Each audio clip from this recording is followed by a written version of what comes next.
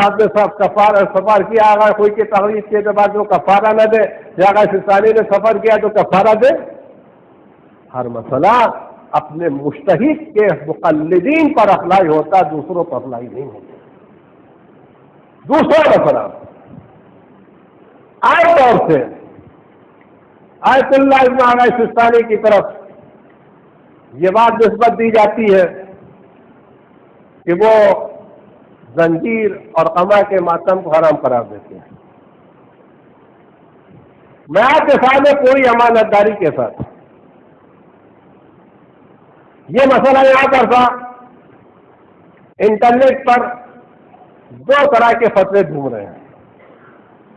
ایک فتویٰ وہ ہے جس کی زراعت اس طرح ہے جس میں آمدنی کو منع کیا گیا ہے، اس کے ساتھ دوسرا فتویٰ ان کی تصویر کے ساتھ ہے جس میں اجازت دی گئی ہے۔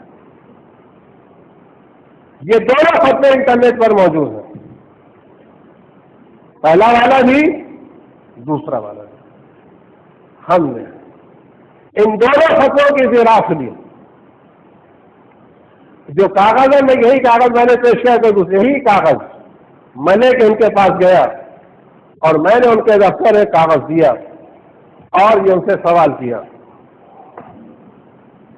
کہ آپ کے دفتر سے زنجیر اور قمع کے وقت تعلق سے دو مختلف فتوے صادر ہوئے ہیں جس سے لوگوں میں غلط فہمیاں پھیل رہی ہیں اور مومنی میں لڑائی جھگڑے ہو رہے ہیں۔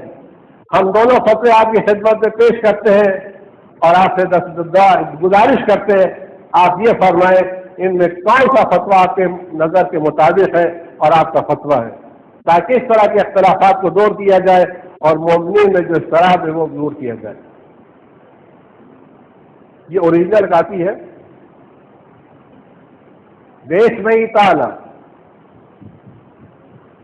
یہ دفتر کا پتہ ہے۔ در مورد قمع زنی و زنجیر زنی کہ موجب خون آلود شدن بدن شود، حضرت آقا داماد له ابراز نظر نہ نمودند و مومنین می توانند با فقیه دیگر با رعایت شرائط مراجعہ نمایند۔ یعنی قمع زنی اور زنجیر زنی جس سے خون نکلتا، اس سلسلے میں آقا نے کوئی بھی فتویٰ نہیں دیا، نہ پازیٹیو نہ نیگیٹو، نہ ہاں نہ نہیں۔ مومنین اس سلسلے میں دوسرے مراجع کی طرف رجوع کرے، البتہ شرائط کو رکھتے ہوئے۔ شرائط کیا ہے؟ اگر ایک عالم کا فتویٰ نہیں ہے تو دوسرے عالم سے رجوع کریں۔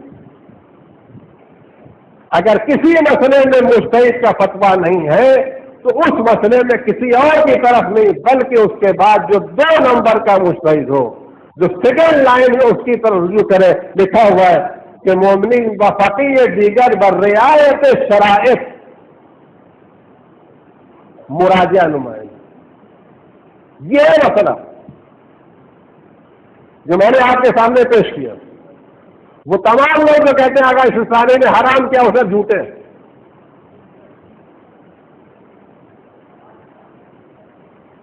وہ صاف کریں۔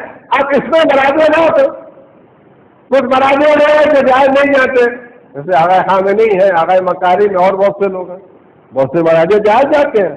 آیت اللہ بشیر جائز جانتے ہیں، آیت اللہ شہید حکیم جائز جانتے ہیں، بقیہ مراجع جائز جانتے ہیں۔ تو میرا عرض کرنا آپ خدمت یہ کہ پلیز مسائل کو اپنے ہاتھوں میں لے کر کے دین کو خراب مت کیجیے۔ یہ آزاداری ہے سید و شہداء، یہ مجلسیں جو مومنین کے جمع ہونے کے، متحد ہونے کے، ایک ہونے کا سبب ہے، ان کو اختلافات کا ذریعہ مت بنائیے۔